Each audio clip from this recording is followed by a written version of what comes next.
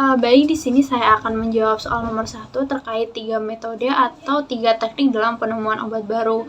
Nah, yang teknik pertama yaitu dengan AI atau Artificial Intelligence, di mana AI ini merupakan suatu media dengan menggunakan kecerdasan manusia yang memiliki karakteristik dan memiliki potensi untuk melihat peluang sehingga dapat ditentukan suatu obat target baru yang merupakan sistem komputer yang berpikir layaknya seperti manusia, di mana AI ini terdiri dari database pengetahuan serta pengalaman.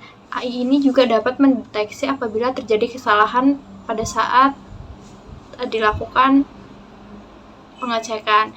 AI ini juga dapat melakukan action humanly, di mana dia dapat bertindak, terus ada thinking humanly, dia dapat berpikir, terus ada think rasional, dapat berpikir secara rasional, and act rasional atau acting rasional atau dapat melakukan tindakan yang rasional. Di mana cara kerja AI ini yaitu dengan menggunakan algoritma cerdas, sehingga dia dapat bekerja secara sendiri. AI ini mencakup pengetahuan, data, teknologi, metode, dan juga machine learning, di mana kita tinggal memilih atau menyeleksi target obat manakah yang ingin kita ambil, lalu dilakukan pengujian sehingga menghasilkan obat yang lebih optimal. AI ini digunakan karena metodenya cepat dan tepat sehingga cocok dalam penemuan obat baru. Kemudian AI ini juga memiliki selektivitas kecepatan yang lebih tinggi dan dapat meminimalisir faktor terjadinya kesalahan. Nah, untuk contohnya pada penemuan obat PXT3003 yang merupakan obat neuropati CMC, yaitu kelainan langka yang merupakan kelainan langka di dunia. Untuk metode kedua yaitu ada molecular docking, di mana molecular docking ini merupakan metode melihat dan memprediksi keterikatan antara molekul calon obat dengan target protein, di mana akan memproduksi afinitas dan aktivitas dari target obat serta melihat geometri tiga dimensi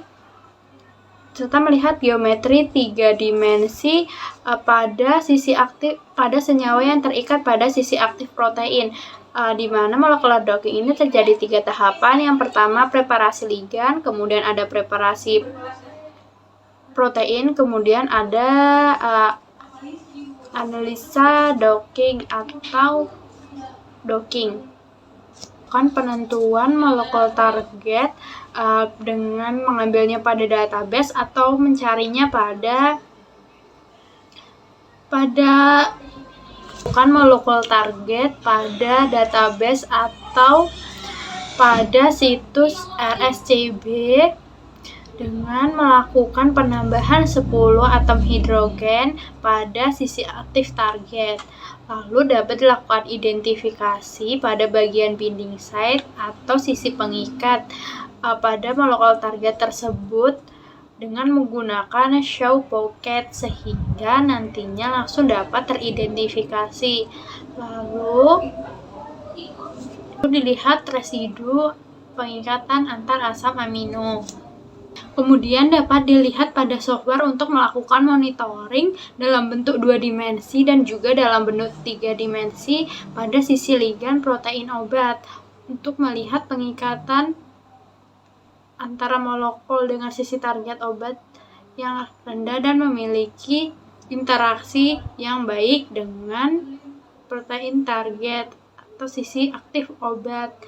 Untuk contohnya yaitu turunan flavonoid yang berpotensi sebagai obat diabetes mellitus tipe 2 menggantikan akar bokse pada bagian alfa glukosidase.